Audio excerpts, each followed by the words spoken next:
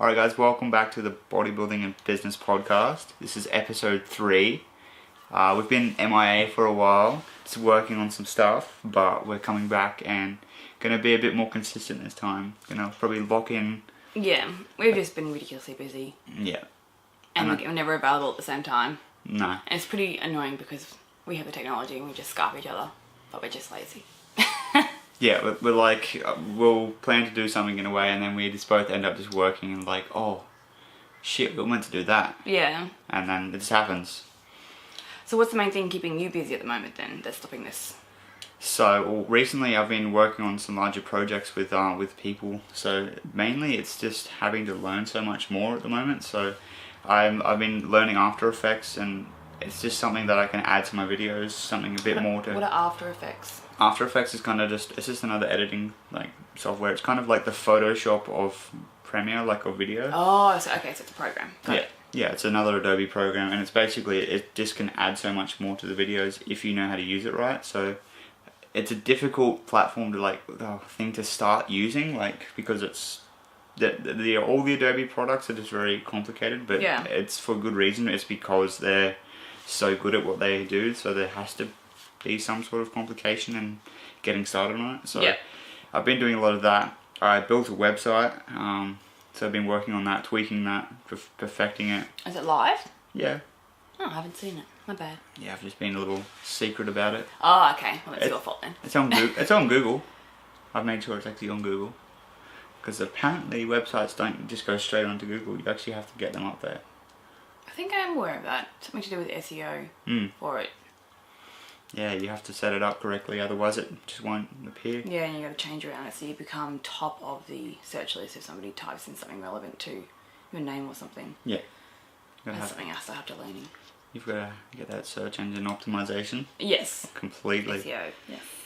Yeah, so I've been doing that, and then a lot of the time it's just reaching out to more people. I've been in discussions with a lot of local influencers and businesses about working on some stuff, even actually having some particular people being a form of a consultant for me in a way, or at least they're reaching out to people on my behalf, and we're working together on that, because they're already doing their own form of promotion for people, but they need someone to come in and with media, so they can come up. Yes, okay. Yeah, so they're an ideas person, but they can't execute it. So coming in, me going in and then doing all that. And have you found that's quite beneficial for your business then, pairing up with consultants to help you get your name out there a little bit more? Completely. There's only so much reach I can get to people, whereas if they're going directly to the people and I've got a good relationship with who I'm consulting with and reaching out with, it means that just the trust is there between both of us and them and the client. So would that be a piece of advice you'd give someone who was in your position a couple of years ago, completely new to the industry but still wanting to focus on videography? That's something that you'd suggest for them? Absolutely. You should always aim to build your network as much as possible with it, and it's working smarter, not harder. So if you can have people that are working and reaching out for you, go ahead with it. So long as you're both benefiting from it, you're not taking advantage of someone, definitely. And how would you pick the right consultant? How would you know would be one that's good or best fit for you? Definitely have a meeting, several. Face-to-face meetings, yeah. Yeah. Stalk their Instagram, everything. Get to know them. You want to know if they're genuine or if they're lying, if they're just full of shit. That's probably the best way. Sometimes consultants can be really good salespeople. I know, but if you're a good salesperson, you can often tell in a way. I've got previous sales experience. Ah, okay. I'm pretty good. I'm good at reading people now, so it just helps in that way. So I can actually talk to them and be like, "You're genuine. You're not. You're genuine." You can also just tell in the conversation with them what their ideas are, how they're going about it. You can tell someone that's just trying to fake it till they make it. Yeah. And someone that's actually got a plan laid out and they're executing it. And have you had any downfalls or failures in the last couple of months since we've met? Always. You always have people that you reach, or even people that you reach out to, that you make plans and then it just never really just comes to fruition or anything, or people that like I've had it like a few times where I've worked with people. I've obviously been paid for it, but they've chosen not to like release the content because sometimes the athletes particularly that they've got in the videos, they're actually no longer affiliated with the business. Oh, okay. And stuff. Oh, it's a bit crappy. Yeah. Or sometimes they're changing their marketing strategy, so the layout of the videos just doesn't actually match what they're doing. So you need to go back to the drawing board, or will they usually ask you for a different piece of video? No, we basically just leave it there in a way. Oh, okay, and they just figure out what they want to do. Yeah. Come back later. Yeah, of course. Like I always have it like I'm now setting up contracts in the business. Oh, good. Yeah, it's just to cover myself in a way, and just to be a bit more professional. So it's stating, it actually says it in the contract saying like the videography, it's a service, not a product in a way. Like you get a product out of it, but like that's what they're actually they're getting charged for. So at least in terms of like having like if sometimes people aren't particularly happy with the way that something say turned out, it's still there's like kind of a no refund policy or something. Like I'm obviously happy to work with something in the future if to like probably like work something out, reduced rate on some further stuff if we kind of just didn't meet in the middle on something.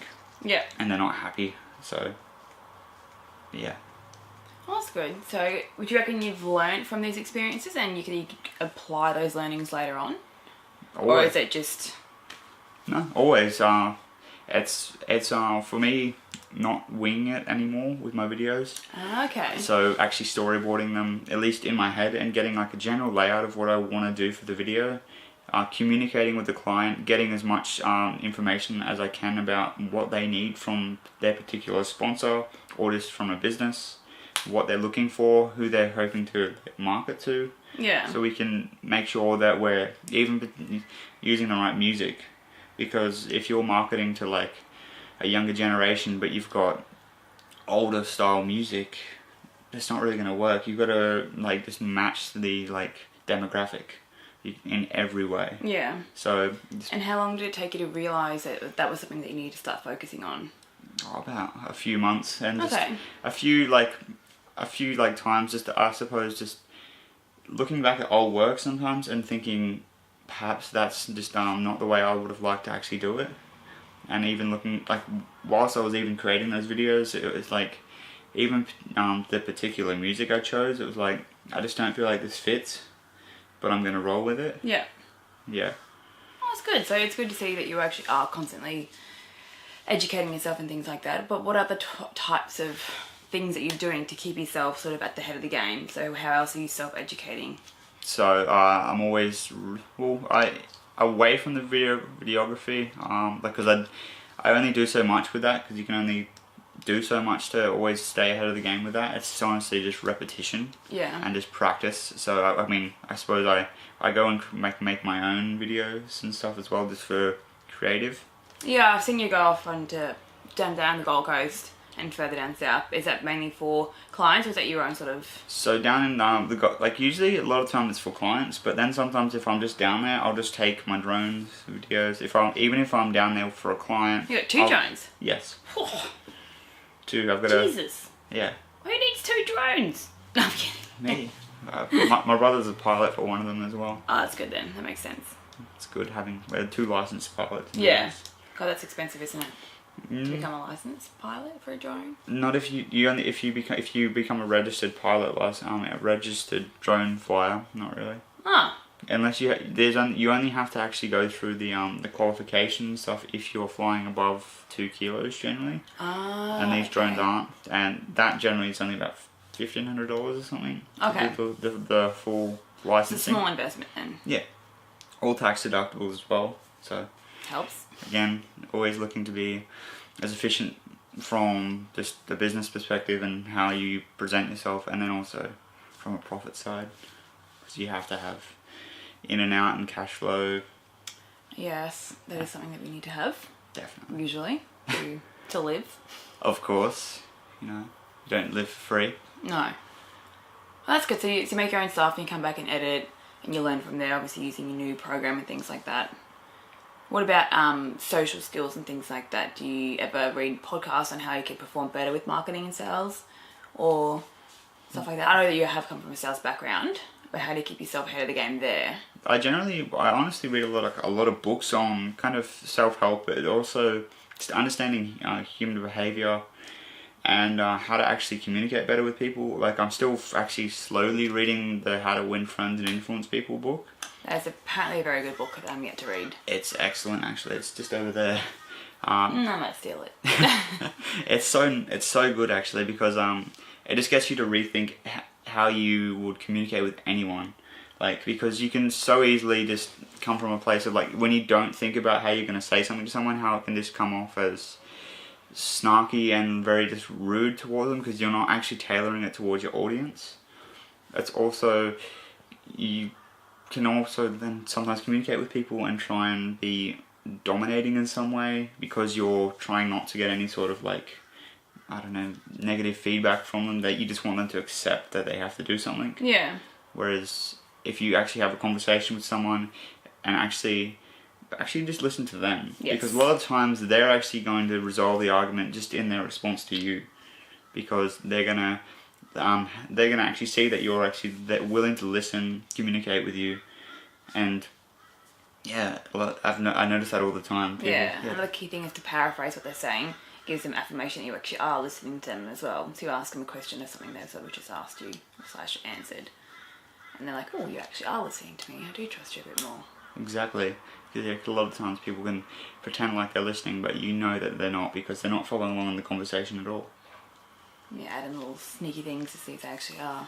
Yeah. And you find that's helping though, reading things like that? Completely. It's just how I even reach out to people or respond to new work with people. Like the way that I word my like responses, they're much better. How I deal with, say, even dealing with negative feedback sometimes. Oh yeah. Because you'll always have it, like, especially if you just. What's the worst piece of negative feedback you've had? I've had people that have like been completely dissatisfied with the entire project. Oh damn. Which was like that's alright. Yeah. Well, because like I got told what I was supposed to shoot, and like I was not really given like enough time really. Yeah. To do it, and so much to the point where it's like I can only produce so much if I'm given this much. So I let them know that. I explained completely, and we came to an agreement about that. But yeah. Yeah. Okay. So that's hence also why I wanted to learn more with completely different platforms, different programs, just so I can be as experienced as possible. Yeah, so it's picking up from those dissatisfactions and figuring out how you can, in the future, make sure that these either don't happen again or the way that you respond to it differently because you have different skill set. Exactly. Yeah. Good. It's good to, yeah, young entrepreneurs need to do a lot of self-education as well as self-recognition, if that's even a word. Make it a word. Yeah. Just to become more familiar with themselves and to become more familiar with how they are perceived by others and how they portray themselves, especially in their language, which is what you were saying before.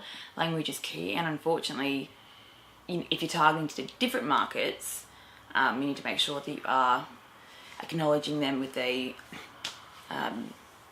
word sets that actually sing true to them too, rather than, because obviously your audience is always going to respond differently to different stimuli. Exactly, and also with young entrepreneurs, unless they're doing that sort of stuff, they can develop quite a large ego.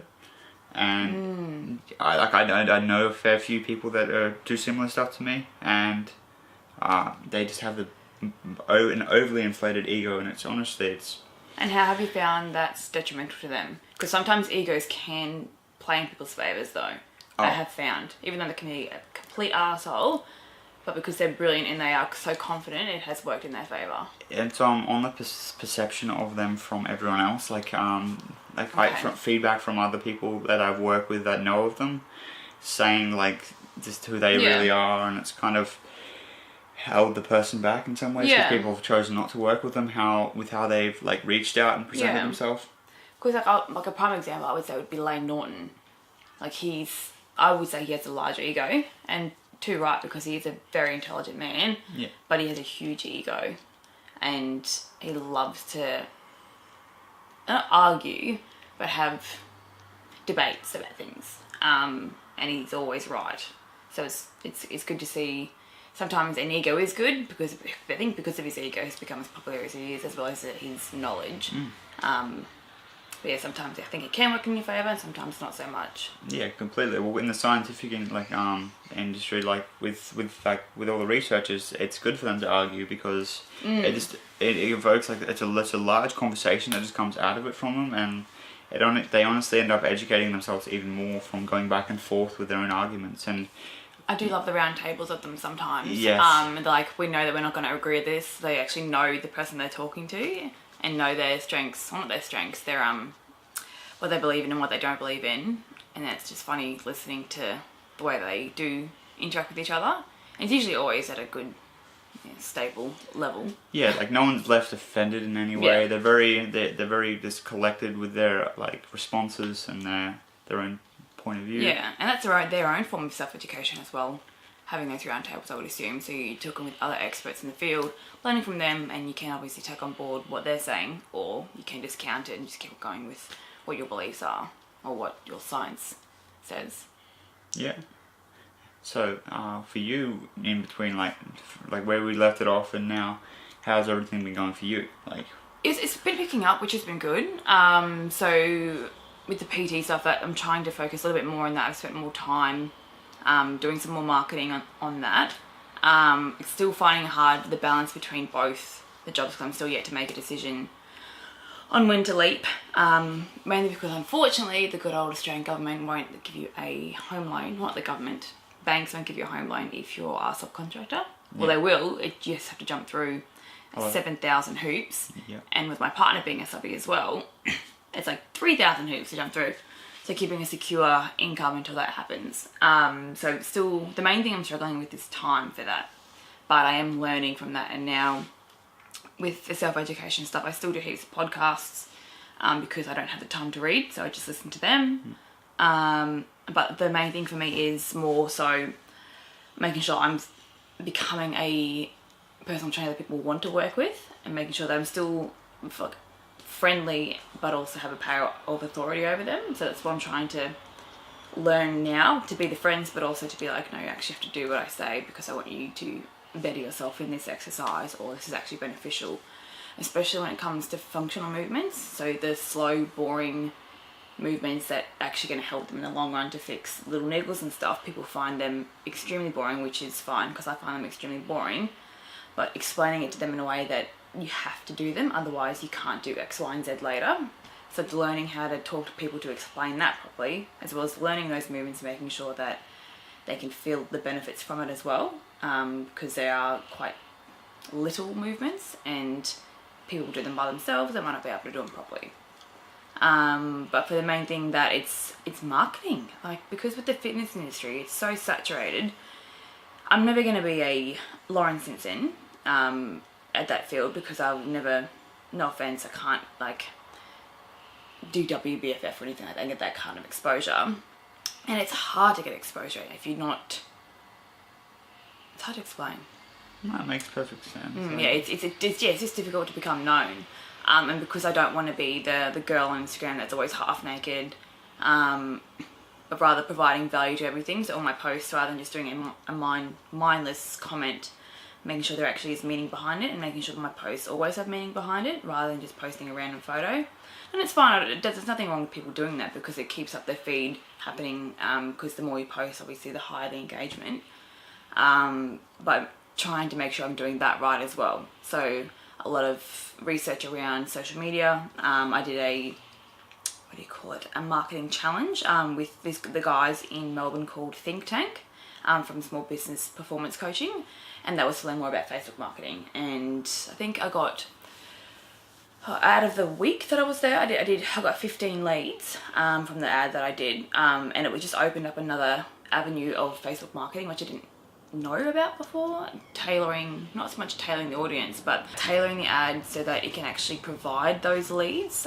So it's the lead generation button where they can actually leave their phone number and their email address, so you can contact them. So there is a call to action from it. It's not so much that they're just seeing an ad. It means, that they can, if they want to reach out, there's something for you to actually respond to. And also sales pitching as well, making sure that what I am saying is going to get them in, not get them in, but actually sing true to what they want. Listening to them is more than anything, is what you said before. Don't sell them the features, sell them what they want, and what they can achieve, what you think that they can achieve. Obviously, I'm not going to say they'll be able to lose 60 kilos in like 28 days or something. So be realistic with that. But also the relationship building on the phone, because I'm not a phone person. I feed off body language, so I prefer talking to people face to face. So going on the phone is bloody terrifying, because I'm like, what if they think I'm an idiot? Who is this chick?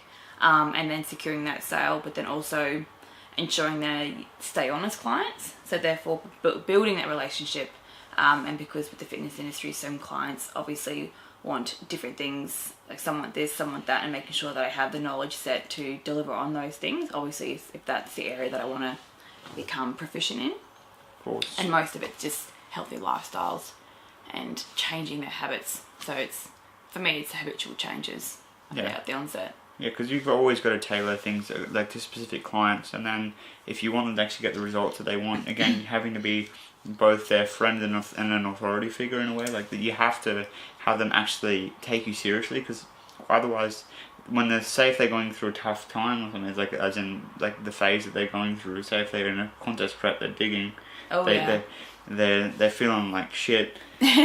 And if been there. Unless they take you serious and they respect you as both like a friend and a coach, they're not going to really stick to it as much, and they're not going to get the results that they want. The compliance isn't going to be. So if they don't trust you, that's a huge thing. If they don't trust you and your methods and the way that you are training them and even speaking to them, they're not going to follow you. They're not going to respect you. And that's something I don't think I've had a problem with yet, because I'm trying so hard to make sure that everything is tailored, that I remember everything that they tell me about their lives, so therefore when we do speak about things, they know exactly what they're talking about. So it's building that relationship as well. And I know that in the industry they always say personalised programs and personalise this, and that's something that I actually am trying to advocate as much as I can. Like, everyone's different, everyone has different exercises, everyone has pre-mobility stuff that's going to be different to what their weaknesses are, but also to their goals. So at the moment I have a girl does not care about the scales, does not care about the way that she looks, but she's about to join the army, so she needs to be a lot fitter, and her cardiovascular fitness is quite terrible at the moment. So instead of going back to what I usually do and work on functionality, strength training, things like that, I'm working on strength training as well as increasing her VO2 max. And like, you can measure that, but it's not as measurable as strength training. Yeah, of course. So that was a new challenge as well. So is good. So are you running with her? Are you like running a lot of like more like interval style stuff? Like, so like as in one of my clients is a boxer. He has to do a lot of VO2 max training, and it's like he'll spend 20 minutes on the treadmill or even more. Like, and there'll be like points where he runs at a certain speed and stops and goes up and down. Yeah. So that's what I'd program them outside of what we do, because I'm not going to stand there for 20 minutes while someone's on a treadmill. Of course. But I would do that. So I do, and this is something that I learned from my coach as well. So I'm learning a lot from him in terms of metabolic conditioning as well as cardiovascular output. So on the treadmill, so you're at a steady pace for like 2 minutes, like a good steady pace, so your heart rate gets up, and then you back it off for 3. And then you're up for 2, and you do that for, I think the first time I did it was for 50 minutes. It was a long time to be on a treadmill. But they're just in making sure it's all nasal breathing as well. So to make sure you're breathing properly into the diaphragm, and not chest breathing. So a lot of people breathe, when they take a deep, big breath, they feel out their chest. Well, ideally, you should bellow out your belly, and that's the proper way to breathe, and not many people do that. So teaching that as well. But for her, I'm doing a lot of circuit training. So it would be intervals. And then I'd usually end with our assault bike. It would be a steady state, speed it up, steady state, and that's usually how I'd end it, because you can only do so much in half an hour to 45 minutes with a client, and it's their adherence outside of that training that also affects it. But she wants to get in the army, she wants to get fit, so her motivation is high at the moment. And because I've done 12 months in the Navy, I know how hard they're going to be for those first 3 months. Or they're going to be harder, so I need to prep her and her mind as well to actually understand how tough that's actually going to be for the first 3 months, especially if you're not fit at the onset, because you will become the person that they target. Of course. In a good way, like because they want to see better, will get better, so they'll target the weaklings, unfortunately. Yeah, and on the diaphragm breathing, I've actually been thinking about it recently, like in terms of just I suppose like a perception of like themselves from other people. Like if you've like noticed, people generally they'll always breathe from the chest because they don't want to push their stomach out in any way, because they want to maintain that certain look. Like I've noticed that with people. The peacocking.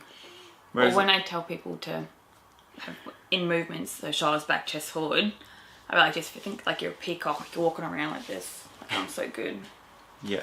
But yes, that is true. Same with the breath. Yeah, and they are doing themselves a complete disservice. Like if they're actually not breathing properly, because their organs aren't even functioning properly. They're not getting the nutrients the way that they're supposed to. They're not going to be losing fat efficiently. They're not going to be gaining muscle efficiently. They're not going to be sleeping. As well, it intertwines with core bracing as well. So I have a very shit core, and it's actually helped with that. So I actually have breathing exercises I meant to do each day.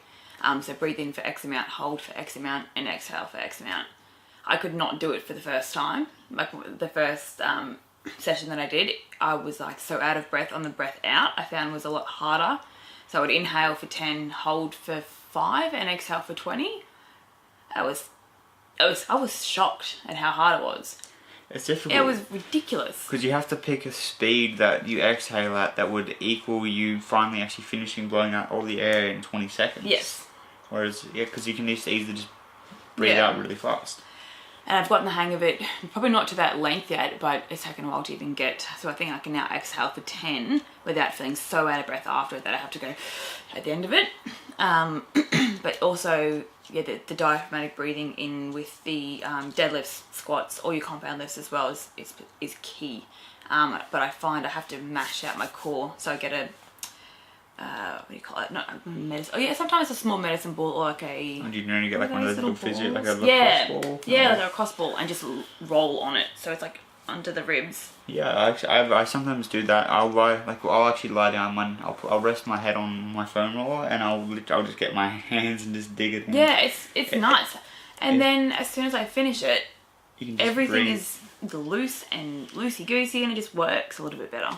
I also do it in between where my ribs and my hip start. It's like just there, and then it hurts a lot in there, but it just helps so much in terms of even like extension of your of your rib cage. So that's what I'm trying to learn, the little things that people discount when they're actually trying to achieve their goals, because everyone wants to lose weight or get strong, but if you do it in a way that's going to seem true and going to get you to 80 and functional, you have to do the annoying things like breathing and little movements. So they're going to start, like Pilates is a perfect example of core glute strength and abilities as well. So I actually highly recommend Pilates for anyone, especially pregnant ladies as well, because it does help with their pelvic floor muscles, so therefore a better birth of their child, usually, if it's natural, of course. Of course. I'm learning from different people then. So we have a guy at work who's an exercise physiologist. So I'll sit there, I'll just sit there for like 20 minutes and just watch him train a client, making sure, okay, that's why he's done this, that's why he's done that, and I learn and pick up things from that, so I can be the strength person as well as those little tweaks for those functional mobility things. And I learned quite a lot off my coach and a few other key people on social media. Not on social media, but you know what I mean. Yeah, like the big researchers like Lane Norton, Mike Israel, definitely. Helms, Definitely Brett them, but then Contreras. also I've become familiar with a couple of guys in Australia. Yeah. From Muscle Nerds Health, Muscle Health Nerds. I'm not familiar with them. So and Luke from Lucid Health. So they're science-based. So they're a little bit different. So it's still a science-based approach to things, but they question a lot of things. And I'm learning a lot about not fasting, but like front-loading your food and how you shouldn't eat. It's recommended in some studies to have a 4-hour gap between your sleep and your eating for digestive purposes. But then again, there are always research articles for and against those kinds of things. Of course, there's some saying that the insulin, if you're eating, say, a very high carbohydrate meal, like the insulin release will help you with your deep, like going into a deeper sleep. Exactly. And you because you're not wanting to go to bed hungry. Oh, exactly. That's one thing that you'll have in contest prep. Going to bed hungry is not a fun thing to do. No, and see, when I was in contest prep, I would have a bowl of oats before I'd go to bed because I'd save most of my carbs at night. But with my recent training, all my carbs are around my training. So I think it's usually a quarter of my carbs before training, 2 quarters after, and then one other meal I have like 200 grams of fruit in it that I'll have that, or 100 grams of fruit. So it's a little bit more spaced out because I am in a gaining phase. So in contest prep, you try and want to make sure all your carbs are around your training for performance. But then again, everyone likes to go to bed with a full belly. So it's so many arguments. Yeah. There's a trade-off on both of like how optimal do you want to be with it, with your training progression and recovery, but then how much do you want to make sure that you can adhere to it as much as possible. Yeah. So that's a lot of things I'm trying to keep abreast of. Most of the training stuff, it's easy for me to pick up on. I'm trying to learn a lot more about the biochemistry of the body and how certain things are happening, why they're happening, what people can do about it, and try and be, I'm not an expert, but more knowledgeable in the area so that I can answer those kinds of questions when people come to me, because I find it fascinating. So keeping educated on that space, but then again, there's no point having all this education and not knowing how to showcase your worth as well. So that's when it comes into the good old marketing business, which I really am not proficient in. And like I was kicking myself the other day, I had an opportunity to do a 12-month coaching thing, but it was $200 a week. And at the moment, if it's not financially, if it's not viable at all, yeah, like this, I know you can kick yourself. Not for me, at least. Yeah, well, it's also then like, what are you going to get out of it? Is also the time that you're going to invest in that as well. Could that be better spent elsewhere on working on your own stuff? Yeah. So it was like a lot of accountability, a lot of assistance with social media and things like that. But at the moment with the client schedules I've got, and I do understand that it would bring in more clients, but at the same time, $200 is a lot for someone who's a part-time PT. So it took me about a week to actually come to that decision. I was like, no, it's not the good time for right now. And then I feel like those people that don't leap for things, and that's a huge thing for me. I am quite terrified of making leaps and putting myself into uncomfortable situations in certain things, and that's something I have to do work on. But that's more so I need to find out more of who I want to be and what I want to do in the future before I start making those decisions, because I need to work that out first before I do that. Otherwise, I'm not selling a product that I don't even know. Of course. And for other PTs, is there anything like, or at least people starting out, that younger, they're just getting into it, what could you recommend for them to do? Don't think you know everything. Yeah? Learn as much as you can. So your Cert 4 and your Cert 3 will teach you the very, very basics. You need to go out there, get on the gym floor and actually learn the muscles as well, learn what connects to what, learn a little bit about nutrition. Obviously, if that's not an area of interest to you, don't even try, because just refer them to different specialists. But I've always heard PT should always be on the floor for at least 5 years before they actually go offline and do offline training, because you're not educating yourself on different people's emotions, how they respond to different things. You're not going to know how to correct people's techniques if you haven't done it yourself in the gym, especially with people's different body makeups as well, like the difference in length of your femurs and your tibias and things like that, different extensors, and which muscles might not actually be activating because they actually may just need a massage. You can actually look at the way that their lat's moving down, like, okay, there's a little cluster of muscles there, we'll fix that up. Or if it's actually an underlying genetic issue where they just will never be able to activate those muscles. So it's learning face to face first, and don't think if you're going to get a Cert 3 or 4 that you're going to go to this level here. You have to start here, otherwise you're going to be taken out as a fraud. That's the foundation, basically. And do you feel like the Cert 3 and 4 really, do you feel like you can people can learn more than that even by not doing it in some ways? Oh, you can definitely learn a lot more, but unfortunately in Australia you need those certifications to be a personal trainer. Yeah, of course. But don't leave it as that as your only training. You have to do your own research, find out errors in certain things and try and figure out how to fix them. Or if somebody's not doing something properly in the gym, don't just pass it off as, oh, you just can't do it right. Figure out why they can't do it right. Or if your program isn't working for someone, don't just blame it on them. Maybe you need to figure out a way of programming something differently that is actually going to seem true to them, because as a personal trainer, that's your job, or as a coach. So if your online course isn't working for someone, or if your face-to-face personal training isn't working for someone, don't just discount it as them not doing the work. Think as yourself, and if you're doing everything you can to make sure you're doing it properly.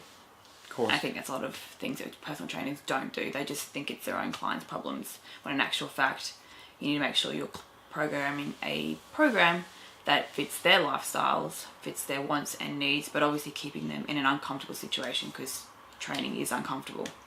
Yeah, like on that, like with like individuals, like making sure you program accordingly. Like upon like researching and stuff and learning with a lot with like to do with like recoverable volumes from Mike Israel, like yes. that. Oh yes. That's educated me so much, like in terms of if someone's got like a very like highly stressful like work life, it's very demanding in some ways. You can't expect to program as much volume for them as someone else that's just coaching their university student or something. They say all the time in the world. Yeah, they can sleep 14 hours a day. Like you can't expect the two to be completely like similar, and even if both had the same like amount of relaxation time, it doesn't matter anyway. They're completely different bodies. What if someone's 5'5", someone's 6'5"? Yeah. How much more stress is the taller person going like under from like even every rep, because the range of motion is just larger. A lot larger, yeah. Especially with squats, things like that. So your recovery time for shorter people would be smaller. Depending on your body compositions. Of course, and if they're both male or female as well, like because females you recover like a lot quicker, you can handle more volumes. You generally like to train like the higher reps, I suppose. You like the no. You don't? No. Higher reps? Are you kidding? They're horrible.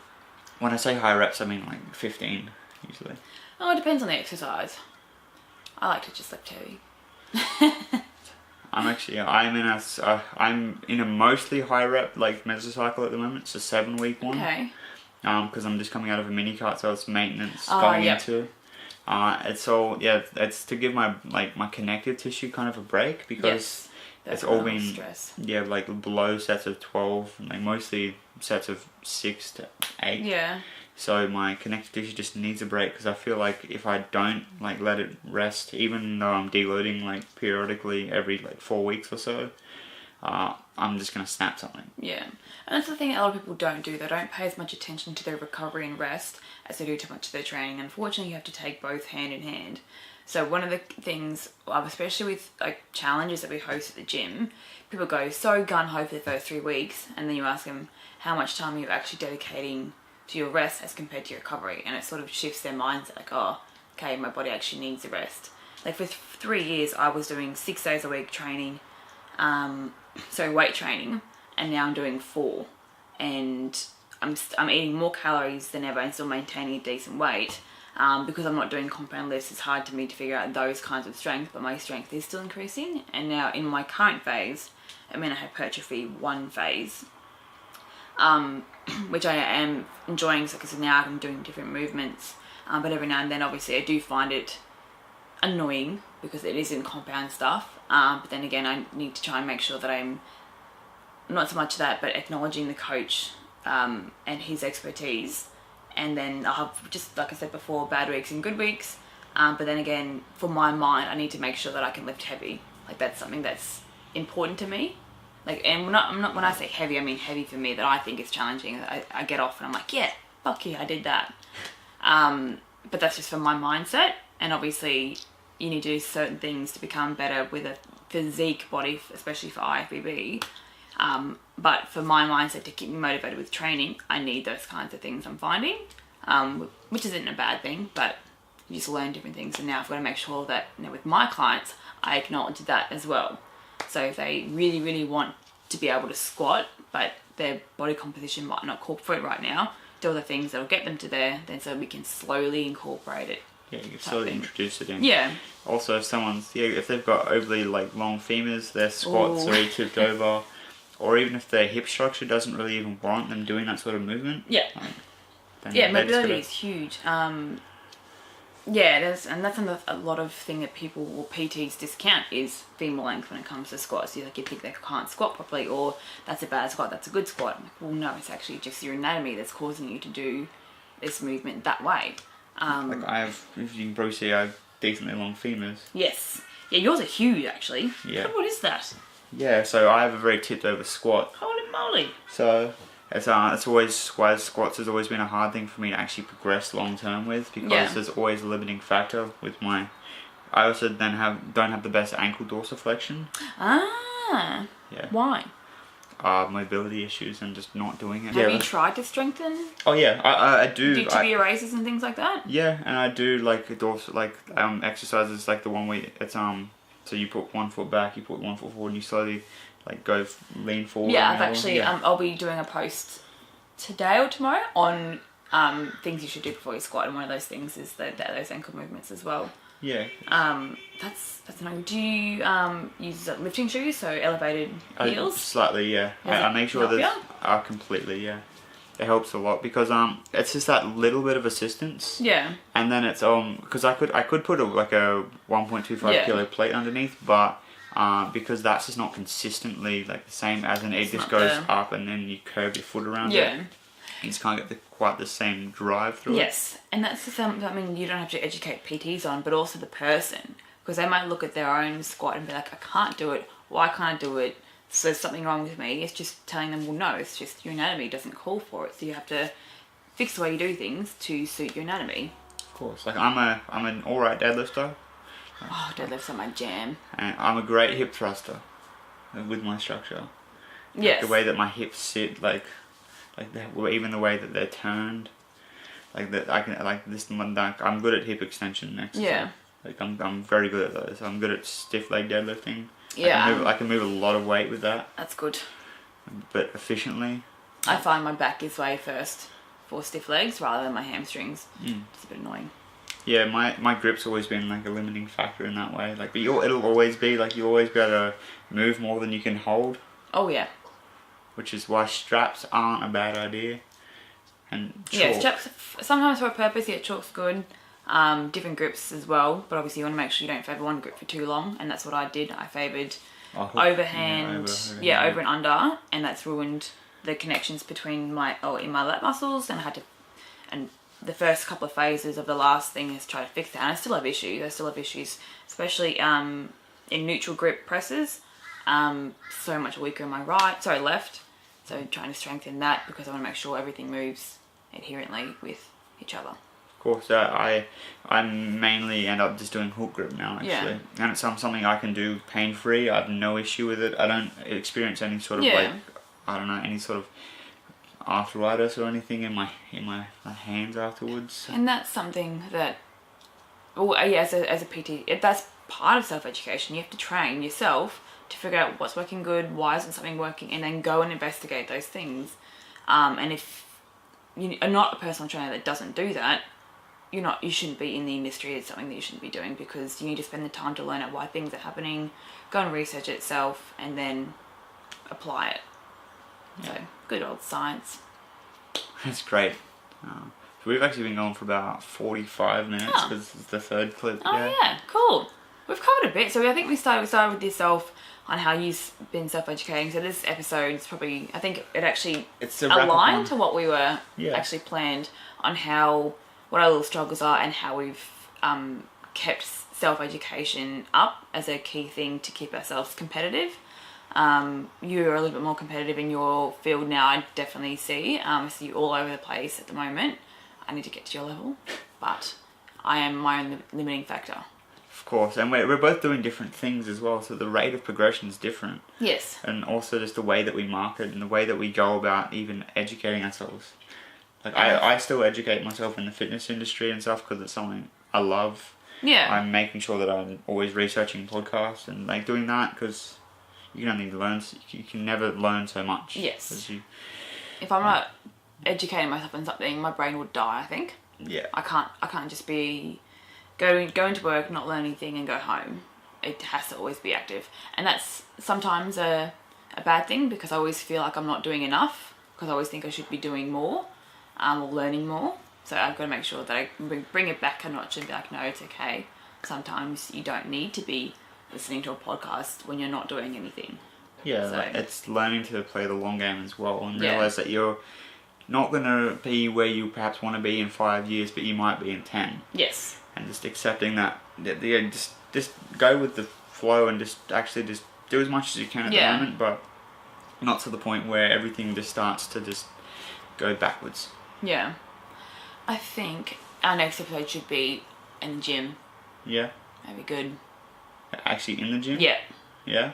So video what you're currently doing in your cycles and what you do differently to other people and similar to myself. Yeah, like we can discuss training volume and stuff as well. Like because I'm very low volume, like for my training at least. Like, well, I mean at the moment they're actually quite high, my training sessions, but the intensity is not way too high at the moment. Yeah. But it's still like 17 sets per workout. That's not too bad. I think I'm at about 20 to 25, depending on, because a lot of mine are 4 sets or 5 sets or something. And so with do you mean those are your hard sets, or do they include your warm-ups? Oh, no, they're the hard sets. Yeah. Or some, mainly hard sets. Yeah, and then down sets from that. Yeah. Of course. Alright, well, this has been episode 3, guys. I hope you enjoyed it. Make sure to like it, make sure to share it, leave a review, let us know what you guys want to see next. And we should probably actually, we need to start, I suppose, going on to different like platforms that we're on and actually hit up SoundCloud or iTunes, because nobody actually wants to look at us, let's be serious. I'll be a little bit more fun in the next one as well, rather than so serious, but self-education is something that people need to focus more on, especially if you want to be competitive in your field, as well as having an ego sometimes. Of course. Yeah. Well, thanks you guys for watching or listening, whatever you're doing. Hopefully you enjoyed your cardio session or your nice walk. And we will see you next time in the gym. Yeah.